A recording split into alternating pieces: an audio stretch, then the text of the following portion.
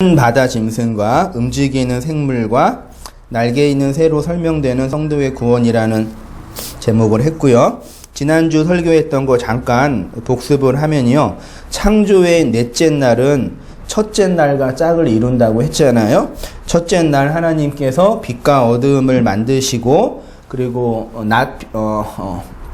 빛을 낮이라 그러고 어둠을 밤이라고 하셨죠. 첫째 날에 이제 짝이 넷째 날인데 넷째 날에 만드신 것이 큰 광명체, 작은 광명체, 그리고 하늘의 별 이거를 만들었는데 이것을 통해서 우리가 어떠한 의미와 내용들을 적용할 수 있냐면 그 큰 광명체, 즉 하나님의 진리의 빛을 작은 광명체 모형을 통해서 하나님의 그 빛이 무엇인지 알게 되면 그게 하늘에 뭐가 된다?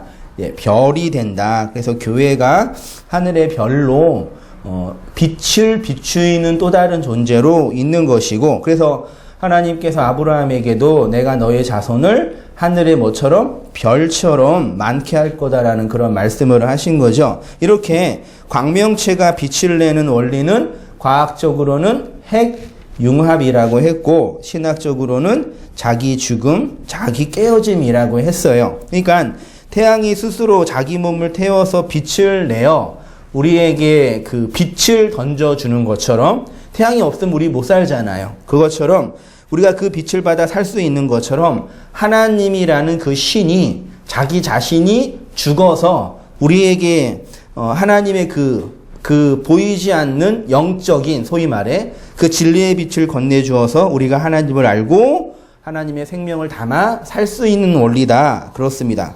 그렇게 성도는 하나님을 하나님으로 알아들이는 존재로 자신의 인생과 역사를 살아가는 것이니 그것이 바로 진리를 담은 하나님의 진리를 담지한 성도의 삶이고 인생이고, 그것이 이제 하나님을 위한 큰 일이라는 말인 거죠. 그러니까 우리가 소위 말해서 하나님을 위해서 큰 일을 하자, 하나님을 위해서 영광스러운 일을 하자라는 차원으로 헌신을 다짐하고 또 헌신을 요구하기도 하는데, 성도가 이 땅에서 해야 할 하나님을 위한 큰 일은 바로 진리를 담고 하나님을 하나님으로 알고 하나님을 하나님으로 알아들이는 자로 살아가는 거예요.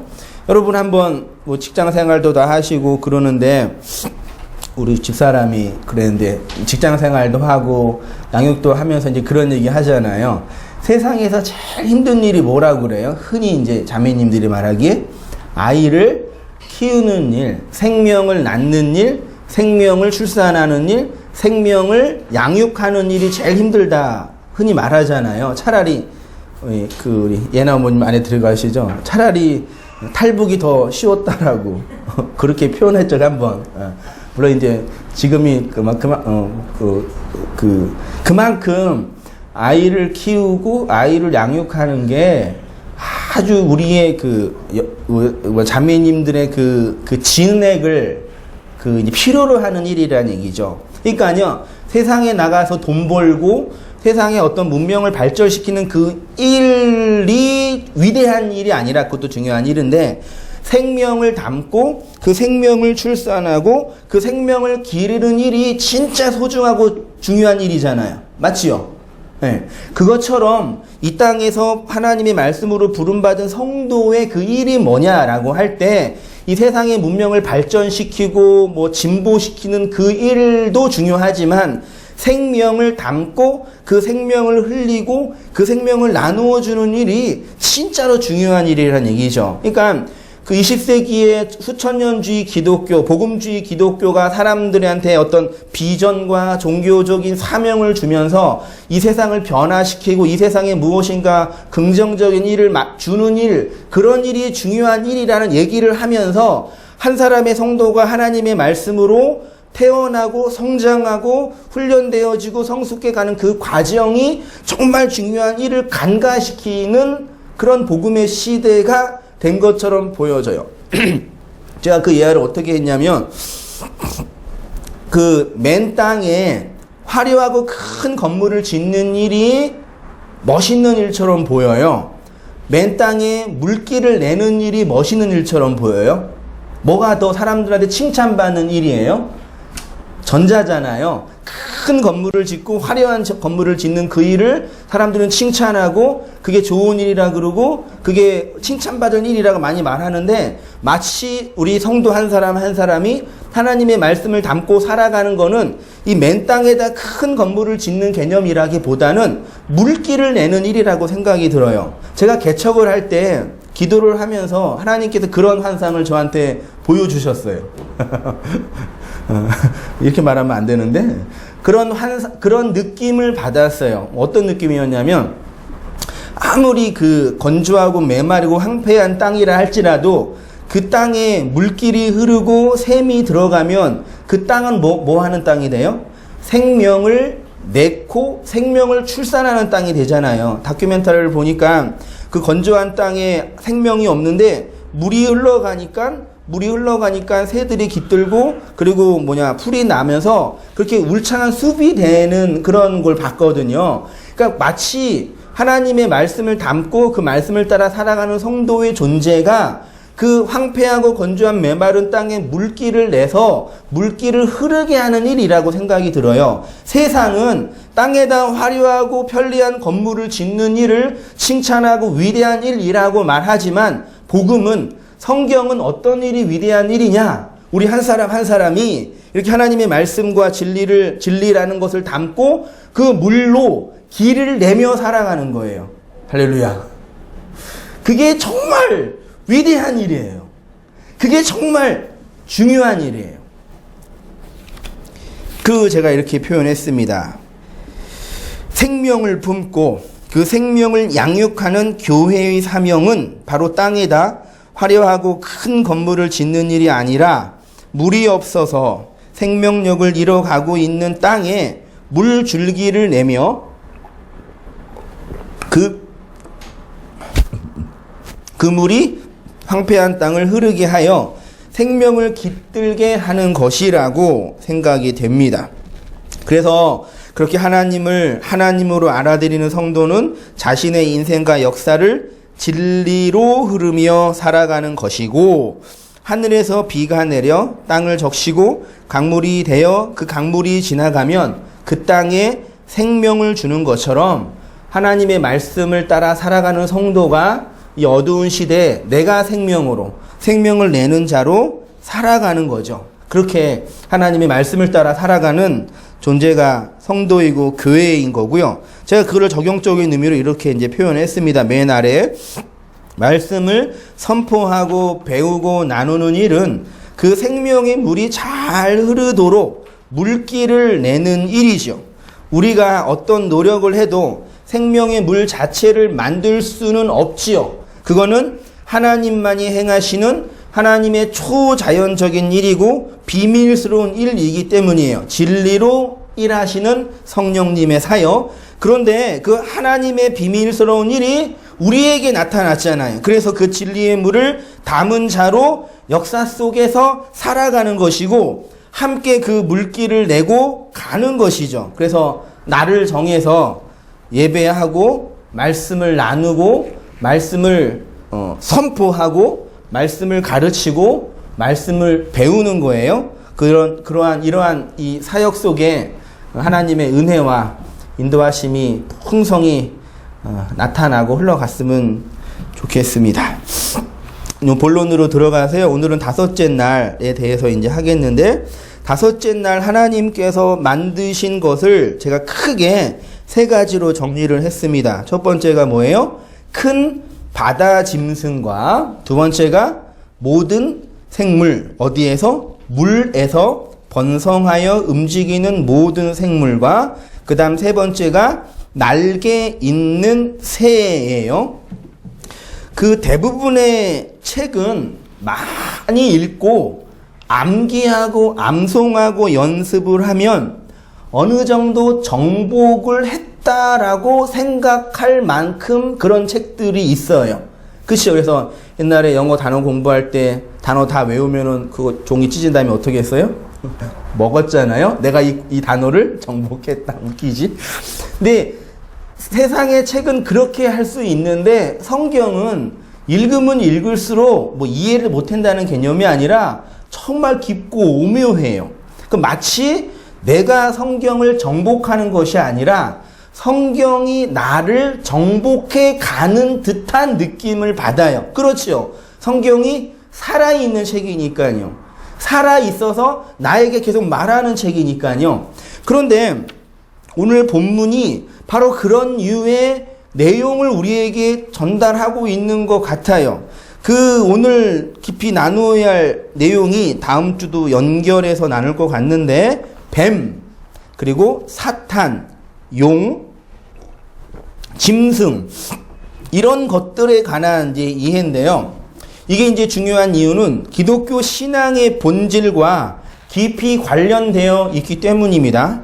안타까운 것은 여전히 많은 목회자와 성도들이요, 이 좀 예민한 부분에 대해서 오해하고 있든지 정확한 해석을 못하고 있든지 혹은 오류로 자기의 주장만 하고 있는 부분이기도 해요. 그래서 제가 그동안 설교사역과 성경 공부를 통해서 이러한 부분은 어느 정도 말씀은 나누었지만 우리가 읽고 있는 창세기 본문이 이걸 말하고 있으니까 한번 깊이 이번 주와 다음 주에 다루면서 이 부분에 대해서 좀 분명하고 선명하게 내용을 알아서 말씀 안에서 힘있게 살아가는 우리의 삶이 됐으면 좋겠고요.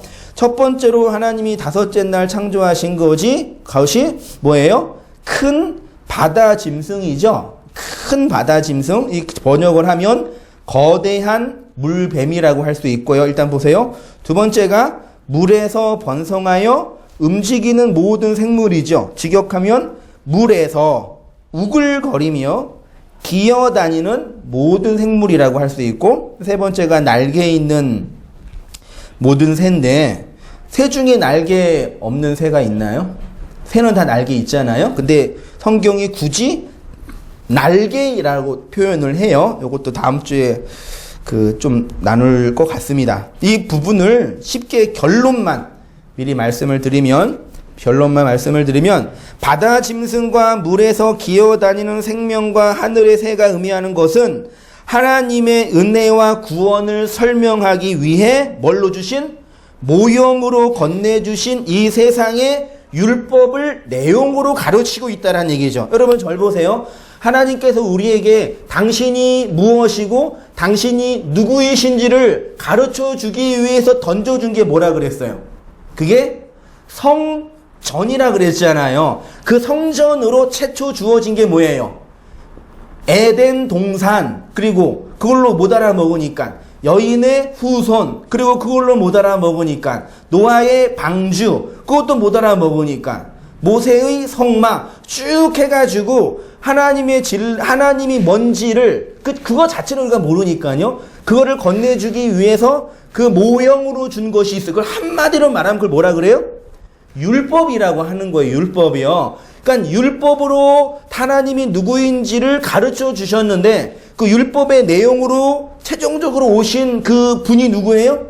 그분이 예수님이죠. 예수님이 뭘로 오셨어요? 말씀으로 오셨잖아요. 그래서 예수가 말로 오신 거죠. 그 얘기는 창세기 1장 1절부터 그 계시록까지 하나님이 누구인지 가르쳐 주기 위한 모형으로 건네주신 모든 것이고, 그것이 지금 우리에게 있어요, 없어요? 모형으로 건네준 성전이 있어요, 없어요? 있어요. 그게 뭐예요? 우리가 이 땅에 살아가는 모든 인간관계나 자연이나 우리의 욕망이나 그 모든 것들 안에 하나님이 담겨준 진리의 내용이 있는 거죠. 그런데 죄인은 이 세상에 있는 자연법칙으로 그걸 볼 때는 그거 안에서 하나님을 봐요, 못 봐요? 못 보죠. 왜요? 죄인이니까, 인간의 욕망을 가득 차 있으니까. 그래서 예수가 십자가에서 죽고 진리의 영으로 우리에게 와서 성경을 통해서 이 세상을 정확하게 정확하게 인지하게 함으로 누굴 보게 해요? 하나님을 보게 하는 거예요. 여러분 잘 보세요. 하나님을 만난다라는 거, 진리를 경험한다라는 얘기가 어디 먼 곳에서 뭐가 떨어지고 어떤 확신이 생기는 그런 차원이 아니라 우리가 경험하고 바라보고 있는 이 모든 세상의 것들 안에 진리를 건네주셨는데 우리가 죄인이고 우리 안에 무지 때문에 그걸 바라보지 못했는데 그걸 열어주셔서 이 세상을 보면서 아, 하나님이 이렇게 설명하시구나를 가르쳐 주시는 거예요. 제 말 이해되세요? 졸려요? 이해되세요? 그 중에 하나가 이제 중요한 단어가 뱀, 사탄, 용, 뭐 바다 짐승 이런 거라고 표현된 거예요. 바다 짐승 있죠? 예. 바다 짐승을 히브리어로 탄닌 마임이라고 합니다. 이 탄닌이라는 단어는 중요해요, 진짜로요. 이 탄닌이라는 단어가 뱀으로 번역이 됐고, 뱀이 딱 뱀 하면 생각나는 게 뭐예요? 맨 처음에 기독교에서 아담과 하와를 유혹한 뱀 있죠. 이게 탄닌이에요. 그 다음에 용, 그 다음에 바다괴물 등으로 번역이 됐는데 성경에서 이 탄닌은 줄 쳐보세요. 제가 줄 안 쳤는데 하나님의 주권과 하나님의 권위를 뭐하는 대적하는 존재로 뱀, 짐승들로 번역을 했어요. 이 탄닌이 뭘로 등장해요? 하나님을 대적하고 하나님의 권위를 거스리는 존재로 번역이 됐어요. 여러분, 피조물이 창조주를 대적한다는 개념이 뭔지 아세요? 확실히 아세요? 아세요? 모르세요? 눈빛으로. 피조물인 인간이 혹은 피조물이 창조주를 대적한다는 개념이 뭔지 잘 생각해 보세요. 우리가 하나님을 대적한다는 게 뭘까? 잘 생각해 보세요. 이 이야기가 이제 사용된 부분이 출애굽기 7장 9절입니다. 잘 보세요. 바로가 너희에게 이르기를 너희는 이적을 보이라 하거든 너는 아론에게 명하기를 너희 지팡이를 가져 바로 앞에 던지라 하라. 그것이 뭐가 돼요? 뱀이 되리라. 모세와 아론이 바로에게 가서 여호와의 명하신 대로 행하여 아론이 바로와 그 신하 앞에 뭘 던졌어요? 지팡이를 던지니까 그 지팡이가 뭘로 보내요? 뱀으로 보내요. 절 보세요, 여러분. 모세와 아론이 바로 앞에 지팡이를 딱 던지니까 이 지팡이가 뭘로 보내요? 뱀으로 보내죠. 그럼 이 본문이 우리에게 뭘 말하는지 한번 생각해 보세요. 성경에서 지팡이 하면 뭐예요? 라메드라는 히브리어 문자인데 이게 가르치다라는 뜻도 있고 그래서 하나님이라는 상징도 있고 하나님의 인도하심이라는 상징이 있어요. 그래서 하나님의 인도함을 받은 모세에 하나님이 뭘 건네주셨어요? 이게 지팡이입니다. 지팡이를 건네주셨죠. 이게 뭐예요? 하나님이 모세와 함께 한다. 야곱 알잖아요. 야곱이 평생 자기 힘과 자기 능력으로 살았잖아요. 그 지팡이를 지었어요? 안 지었어요? 안 지었는데 언제부터 지팡이를 들고 다녔어요? 야복 강가에서 하나님이 환도뼈를 꺾으셔서 이제 다리를 저는 사람이 되니까 뭘 지어요? 지팡이예요. 여러분 지팡이 짚고 계세요? 안 짚고 계셔요? 은혜자매님. 뭐 사람 없으니까 다 물어볼 수 있네? 여러분 지팡이를 짚고 계세요? 안 짚고 계셔요? 지팡이를 짚고 계십니까? 안 짚고 계십니까? 지금 막 태어난 제인이는 어떻게 걸어 다녀요? 못 걷죠? 기어 다니죠? 지금 깃나요? 안 기어요? 언제쯤에 깃나? 예나는 깃나? 네. 기어 다니죠? 애들은 태어나면 기어 다녀요. 성경에 기어 다니는 건 뭐예요? 부정한 거예요. 큰일 났네. 그래서 엄마 아빠 없이는 못 살아요. 기어 다니는 애들은요. 그렇게 기어 다니다가 이제 밥 먹고 튼튼해지면 어떻게 해요? 걷지요. 걸으면 똑바로 서는 거예요. 그게 성경에서 말하는 부활, 아나스타시스라는 단어의 의미인데 그렇게 서다가 나중에 나이 들고 어른이 되고 진짜 백발이 돼서 어른이 되면 뭐 지어요? 지팡이. 그게 뭐예요? 하나님을 의지하는 존재가 되는 거예요. 그럼 여러분이 말씀을 통해서 어른이 됐고 장로가 됐고 집사가 됐으면 뭘 짓는 사람이 돼요? 지팡이를 지으면서 하나님 의지하며 살아가는 자가 되는 거죠. 할렐루야. 이해되세요? 우리는 여러분들은 지팡이를 짚고 계셔요? 기어 다니세요? 혼자 걸어 다니세요? 무슨 의미인지 아시죠? 그러니까 하나님의 말씀을 의지한다.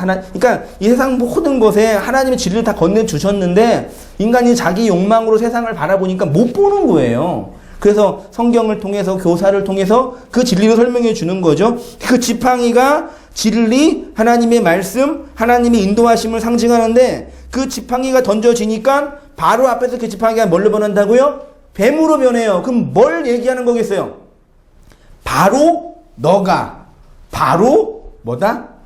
뱀이다 를 얘기해 주는 거예요. 아시겠지요? 하나님의 말씀이 우리에게 떨어질 때 그 말씀이 살아있고 생명이라는 것이 바로 이거예요. 말씀이라는 그 지식과 정보를 우리가 탐구하고 배워야 하겠지만 그 배움이라는 것도 어느 선이 되면은 다 그 말이 그 말이에요. 맞잖아요. 그러니까 가르친다라는 개념도 어떤 모르는 정보를 건네주는 게 아니라 그 사람 안에 알고 있는 지식을 설명하는 거예요. 마치 휘장을 열어주는 것과 같거든요. 그런데 그 말씀이 우리에게 떨어질 때 그 말씀이 진짜 살아있는, 아까 말씀드린 생명 있는 말씀이라면 그 말씀이 나한테 뭘로 보여요? 내가 하나님 앞에 뱀이라는 것을 그 말씀이 폭로하고 드러내는 거예요. 그게 말씀의 무슨 기능? 거울의 기능이에요. 사람이 자기 자신의 모습을 보려면 뭘 봐야 돼요? 뭘 봐야 돼요? 거울을 봐야 돼야 되잖아요. 그치요? 말씀이 거울이라니까요. 그 말씀을 보고 뭐 구원론이 뭐고 소명이 뭐고 헬라어가 뭐고 히브리어가 뭐고 그 지식과 정보를 배우는 이유는 그 말씀이 거울의 기능을 하기 때문이에요. 그러니까 여러분, 제가 늘 말씀드리는 거지만 성경 배우고 뭐 단어 알고 다 알아서 결국은 그 말씀을 통해서 누굴 봐야 돼요? 나를 봐야 돼요. 그 거울이니까. 근데 그 거울이 날 뭘로 비치게 만들어요? 뱀으로, 짐승으로, 용으로, 하나님을 대적하는 자로 그 말이 나를 보이게 한다니까요. 여러분 아시죠? 이게 진짜 중요해요. 그 말씀을 통해서 내가 힘을 얻고 그 말씀을 통해서 위로를 받는 차원이 그 개념이 아니라 그 말씀이 내가 뭔지 설명하는 거래. 이 세상에 내가 뭔지 설명할 수 있는 방법이 있어요? 내가 누군지를 알려면 어떻게 해야 돼요? 가장 기본적인 질문이잖아요. 인간은 왜 사나? 나는 뭐냐? 근데 성경을 몰라도 내가 누군지 알 수 있는 좋은 방법 하나가 있어요. 그게 뭐예요? 결혼하고 옆에 있는 배우자를 보면 내가 누군지 보이죠? 여기 결혼 안 한 사람 한 분이 보이시죠? 거기 뒤에 보이세요? 두 번째는 뭘 보면 내가 누군지 알아요? 자식을 보면 나의 자식은 엄마 아빠의 거울이라며요. 네, 맞지요? 그럼 내가 누군지를 이 밖에 있는 타자를 통해서 확인하는 거예요. 근데 그걸로 못하니까 하나님이 뭘 건네주세요? 말씀을 건네주신 거예요. 이게 말씀의 가장 중요한 기능이라는 얘기죠. 그래서 꼭 그 말씀을 통해서 나를 보셔야 돼요. 근데 죄인들은 그 말씀이 우리 앞에 떨어질 때 어떻게 반응해요? 출애굽기 7장 11절 보세요. 바로도 현인들과 마술사들을 부르매 그 애굽 요술사들도 그들의 요술로 그와 같이 행하되 각 사람이 지팡이를 던짐에 뱀이 되었으나 아론의 지팡이가 그들의 지팡이를 뭐하니? 삼키니. 그러나 바로의 마음이 완악하여 그들의 말을 듣지 아니하니 여호와의 말씀과 같더라. 이적을 통해서 하나님이 우리에게 무엇을 말씀하시는 거냐면 하나님의 말씀이 선악과 먹은 우리에게 떨어지면 우리는 그 말씀을 인정하고 수긍하고 받아들이지 않고 하나님과 똑같은 신의 자리에 서 있는 존재라는 게 그 말씀을 통해서 폭로당하는 거예요. 그게 하나님을 대적한다라는 얘기죠. 절 보세요, 여러분. 하나님을 대적한다라는 게 뭐냐면 하나님과 싸우고 하나님을 원망하라는 개념이 아니라 나와 하나님이 이렇게 여러분이 지금 절 보고 있잖아요. 그게 저를 뭐 하는 거예요? 대적하는 거예요. 이 대적의 개념이 그거예요. 그러니까 하나님과 인간 사이에 뭐가 가로막고 있어요? 휘장이 가로막고 있잖아요. 그게 대적이에요. 하나님이 말씀을 건네주시면 내가 하나님을 대적하고 있는 존재라는 걸 설명하시는 거예요. 그때 인간이 뭐예요? 말하자면 회개하든지 그 대적하는 자로 영원히 살든지 둘 중에 하나를 말한다니까요. 여러분 정말 온땅교회와 한세희 목사가 복음을 전한다는 게 맞나요? 분명한 게 뭘 느끼냐면요. 예수님 믿지 않는 사람들을 이제 우리 성경 공부하시는 분들이 얘기할 때 들어보면 재밌는 게 뭐냐면 믿지 않는 분에게 이제 복음을 얘기할 때 그런 분이 뭐라고 말씀하냐면 나는 아직 내 자신을 못 내려놓겠다라고 얘기한대요. 놀랍지 않나요? 교회도 안 다니시고 복음이 뭔지도 모르시는 분들이 그 성도님이 진지하게 복음과 예수를 증거하니까 복음이 선포됐잖아요. 근데 그분이 뭘 말해요? 나는 교회 다니기 싫어. 그게 아니라 나는 나 자신을 아직은 내려놓지 못하겠어요. 그래요. 놀랍지 않나요? 그러니까 하나님의 말씀이 우리 앞에 떨어지면 내가 하나님을 대적하는 존재라는 걸 폭로당한다니까요. 그렇죠. 근데 거기에서 하나님의 은혜를 받고 불강력적인 은혜를 경험한 성령 안에서의 진리의 사역이 내용으로 들어온 자는 하나님 맞습니다. 내가 하나님을 대적하는 그런 존재로 살아왔네요 고백하며 생명을 얻는 거고, 그렇지 않은 사람은 그냥 아직 내가 못 내려놓겠네 하면서 그 대적의 위치에 있는 거예요. 이제 이 사실을 아시겠지요? 그래서 역사의 현장은 땅의 뱀이 인간이 하늘의 뱀을 하나님을 뭐하는 모습으로? 대적하는 모습으로 늘 나타나요. 하나님은 작은 광명을 통해서 달, 어두운 밤, 큰 광명, 해, 빛, 낯을 알아서 하늘의 별이 되라고 빛을 주셨는데 인간은 그 하늘의 광명체를 통해서 하나님을 아는 대신에 나를 위한 우상으로 숭배를 하고 있잖아요. 인간은 그 뱀을 자신의 번영과 풍요를 위해 섬기고 숭배하고 조정하는 모습으로 나타나잖아요. 그러니까 그 고대 문명이나 그리스 로마 신화나 하여튼 모든 문명 속에 태양신 숭배, 뱀신 숭배 다 이게 있잖아요. 그러니까 하나님이 복음을 다 건네주셨는데 인간들이 다 그를 조작하고 조정하는 거예요. 그건 마치 하나님이 예수님을 인간을 살리기 위해서 예수를 희생 제물로 건네주셨는데 인간은 그 예수를 뭘로 환원시켜요? 크리스마스와 산타로 바꾸어서 자신들을 위한 날로 자신들이 이용하며 살고 있잖아요. 여러분 크리스마스 날 술이 가장 많이 팔리는 거 알죠? 이분 날 술집 못 들어가요. 모텔은 예약 안 하면 못 들어간대요. 세상 사람들은, 기업가들은, 자본가들은 이 날을 통해서 어떻게든지 돈 벌려고 혈안이고, 남자들은 어떻게든지 여자 꼬시려고 혈안이고, 그렇게 자기 욕망만 챙기며 살잖아요. 교회는 뭐 해요? 어떻게 해서든지 사람 모여서 성탄절 헌금해서 그 내용의 의미를 알고 그것이 왜 그렇게 주어졌는지를 알라고 주셨는데 그 내 욕망을 챙기는 쪽으로만 사는 거예요. 어쩜 그렇게 똑같은지 모르겠어요. 이런 모습은 이스라엘을 대적하는 이방 나라들의 모습 속에서도 그대로 비유됐어요. 욥기 7장 12절 보세요. 내가 바다니까 용이니까 탄닌 주께서 어찌하여 나를 지키시나이까. 이게 지금 욥이 말하는 건 이게 좋은 말이에요, 나쁜 말이에요? 하나님, 내가 바다예요? 내가 용이에요?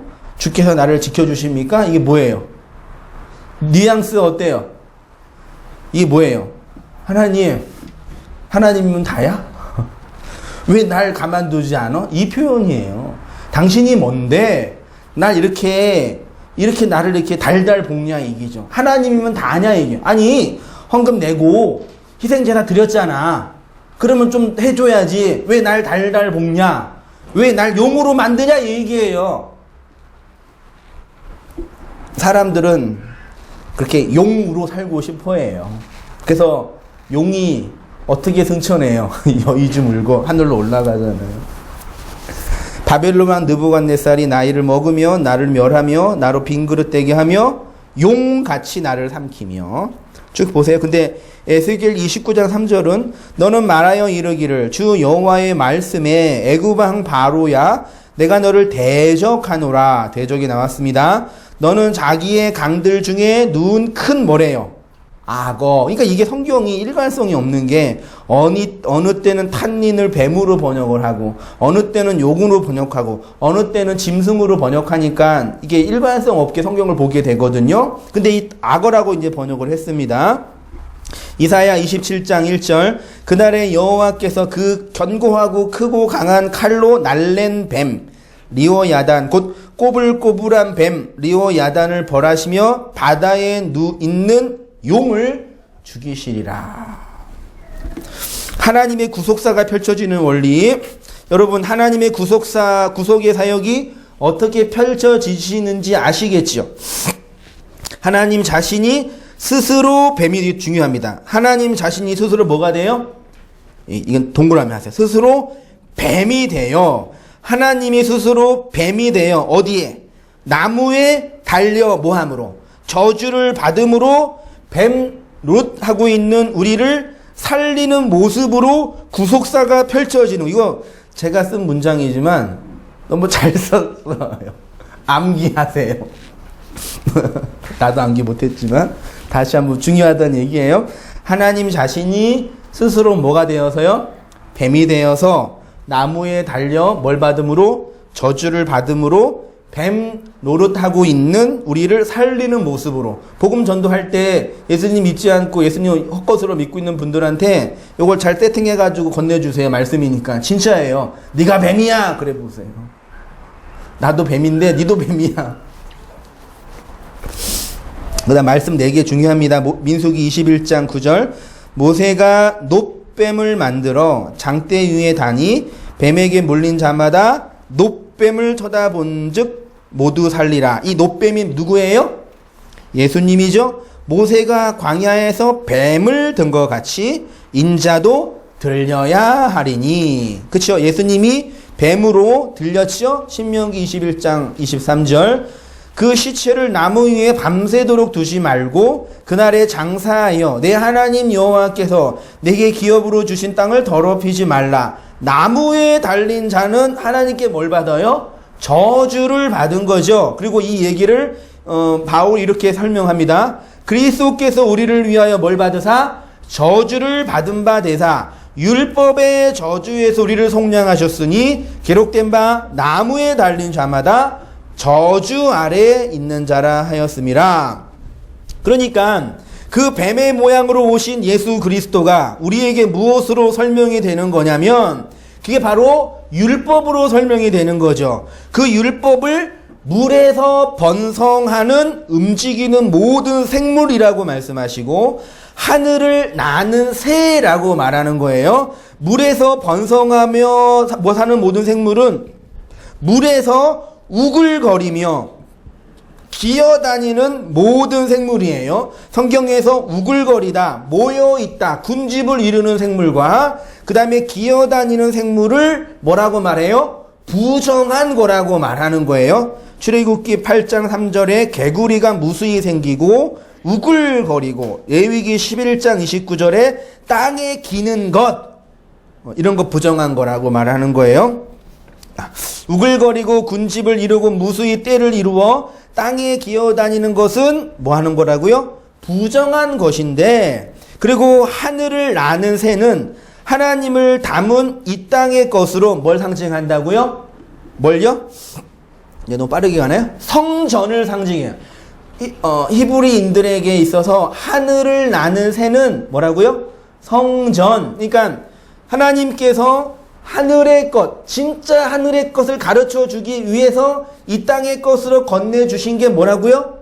성전이고 그 성전의 내용으로 에덴 동산, 성막, 인간의 관계, 하나님의 말씀, 예수 그리스도 다 포함되는 거예요. 그러니까 이스라엘 백성이 예수님께서 공중에 나는 새를 보라. 쟤는 먹지도 뭐라 그랬지? 거두지도 않고 창고에 모아들이지도 아니한데 하나님께서 기른다. 하물며 너희일까 보냐 믿음이 적은 자들아 그러면서 너희는 먼저 그의 나라와 그의 의를 구하라. 그리하면 이 모든 것을 너에게 더하시리라. 아, 그러면 우리가 이 땅에서 번영하고 성공하려면 뭐 해야 돼요? 먼저 그의 나라와 그의 의를 구하면 되죠. 어떻게 해요?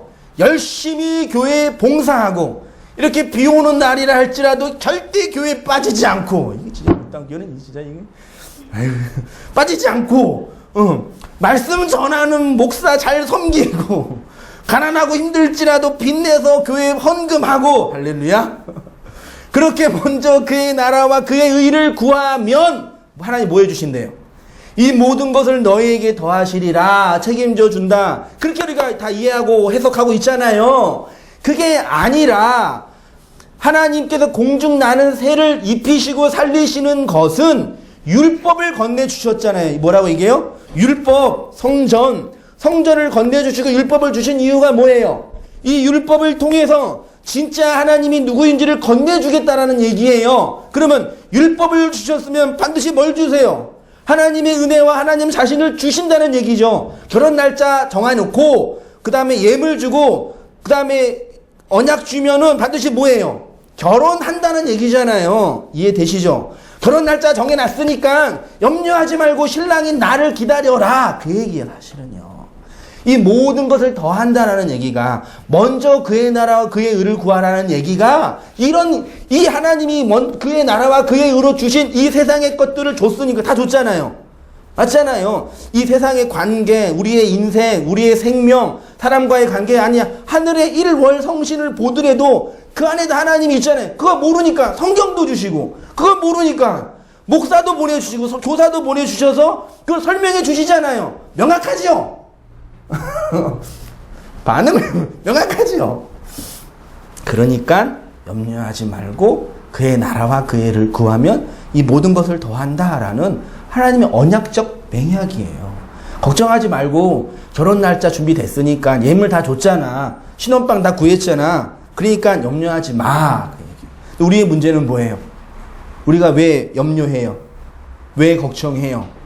그 신랑이 마음에 안 들 때가 있거든요. 그래서 염려하는 모양으로 흘러나오는 거예요. 이해되시죠? 그러니까 우리가 진짜 그 하나님 예수를 진짜 믿고 있는지 확인이 되는 거예요. 이런 본문을 통해서요. 온땅교회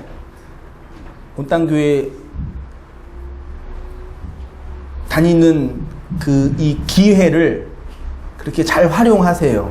뭐 죽을 때까지 온땅교회 다니면 뭐 좋겠고, 제가 뭐 관까지 덮어주면 좋겠지만 또 그렇지 않을 수 있잖아요. 그렇지만 이 기회를 잘 활용하시라고요. 진짜 복음과 진리를 말하고 전하는 목사들이 교회가 진짜 없는 시대가 돼버렸잖아요. 그 얘기입니다. 그러면 마지막으로 율법에서 벗어나기 위해서, 율법을 통해서 구원받기 위해서는 어떻게 해야 되냐, 그런 문제를 말씀드리고 오늘 설교 일단 마치겠습니다. 그러면 우리가 율법으로 상징되는 뱀, 용, 바다 짐승, 공중의 새, 이런 것들을 두려워하거나 무서워하지 않기 위해서는 어떻게 해야 되냐?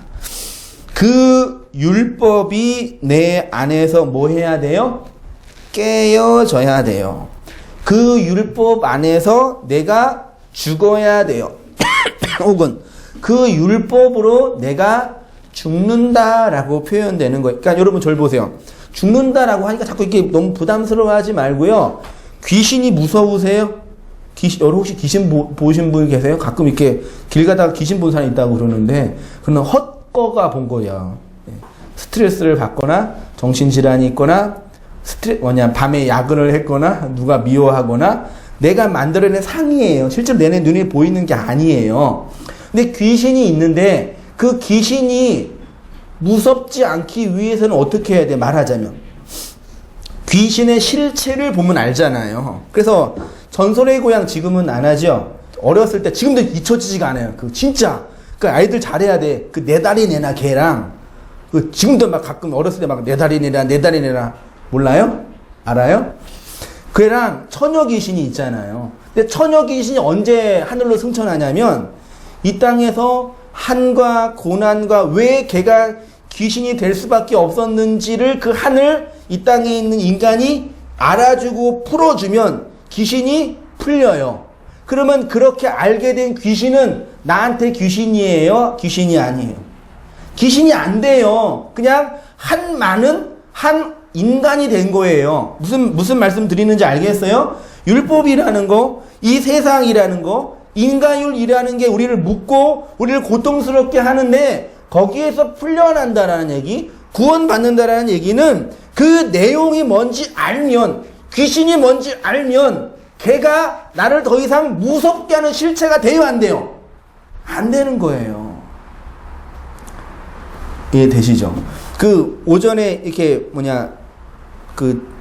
오전에 성경 공부하는 그 그룹이 있어서 말씀을 나누는데, 나이 많으신 권사님이 이제 사람이 나이 많고 늙어가면 어떻게 돼, 몸이?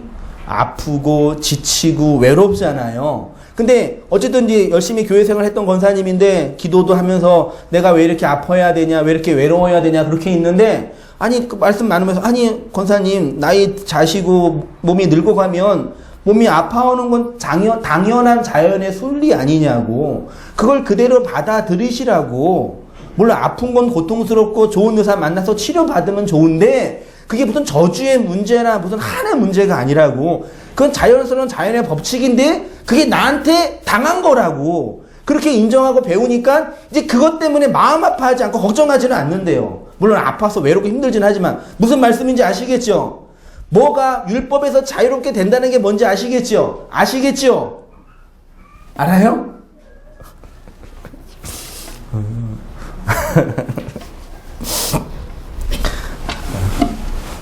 그래요? 바울은 이렇게 얘기했습니다. 이제는 우리가 얽매였던 것에서 대하여 모았으므로 죽었으므로 율법에서 벗어났나니. 그러니까 진짜로 하나님을 알려면, 믿으려면 하나님을 뭐 해야 돼요? 죽여야 돼요. 좀 반어적인 표현이지만 바울은 그 안에서 발견되려 함이니 그랬죠.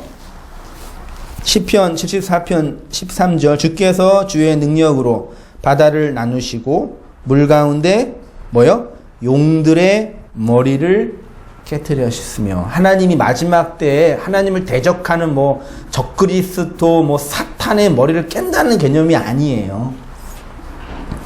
바닷속에 살고 있는 나의 머리를 깨트려서 하나님 편으로 인도한다는 얘기겠지요. 그래서 예수가 율법으로 죽는 것이죠. 그 죽음 속에 누구의 죽음이 포함되어 있어요? 그렇죠. 나의 죽음. 갈라디아서 2장 20절, 갈라디아서 5장 24절, 6장 14절, 이 말씀은 다 이해하고 있어야 돼요. 내가 그리스도와 함께 십자가에 못 박혀 죽었다. 그리스도의 예수의 사람은 정욕과 함께 탐심이 십자가에 못 박혀 죽었다. 그 죽음을 경험하는 거죠. 그 하나님의 죽음을 알아서 그 죽음을 자신의 존재와 삶 속에서 경험하는 자를 성경이 자유자, 그걸 설명하기 위해서 안식을 설명하는 거죠. 그게 안식이고 그게 하나님의 나라고. 그러니까 이런 복음의 내용을 통해서 하나님이 누구인지 역사와 말씀을 통해서 알게 되면 내가 그 안에서 죽은 거게 되죠. 네, 내 욕망이 죽어가요. 그건 자유자고 그게 생명이고 그게 언약의 기둥이고 그게 지팡이를 들고 걸어다니는 어른이 되는 거예요. 어린아이로 기어다니며 사람들을 못 섬긴다니까요. 어른이 돼서 지팡이를 가지고 다녀야 돼요. 그래서 성경이 어른이 되라 그러기 항상 얘기하는 거. 백발을 찬송하고. 실제로 어른들 성격 좋아요? 나이 많으신 노인네들 보면 실제로 공경해야 돼. 그분도 성격 좋으세요? 이상하게 나이를 들면 들수록 더 사람이 좀 개박해지고 막 자기만 알고 고집스러워지고 그러잖아요. 그런 걸 본받으라는 얘기가 아니라 그렇게 하나님 의지하며 살아가는 그 현자, 지혜자, 성도, 성화된 자, 그런 걸 얘기하는 거예요. 되기를 축원드립니다. 그렇게 내가 되면 좋겠어요, 진짜. 이 비밀이 교회에게만 주어졌기 때문에 오직 교회만 구원받고 교회만 율법에서 자유를 누리며 사는 것이고, 이 복음 안에서 그 자유로 살아가는 성도님 되시기를 주의 이름으로 축원드립니다.